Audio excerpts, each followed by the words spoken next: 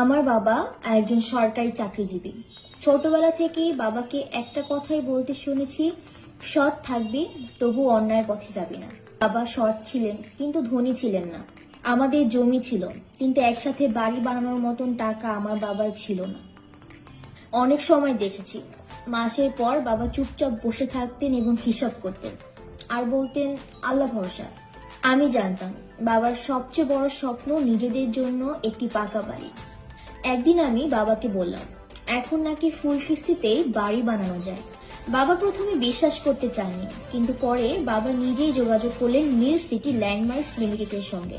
ওরা আমার বাবাকে বলল আপনি সৎভাবে চলছেন, এখন বাড়ি বানানোর চিন্তা আপনি আমাদের উপর ছেড়ে দিন, এখন আপনার বাড়ি হবে ফুল কিস্তিতে। সেদিন আমি বাবার চোখে ভয় না বরং সাহস দেখেছিলাম। আজ আমাদের সেই জমিতেই একটি সুন্দর পাকা বাড়ি দাঁড়িয়ে আছে।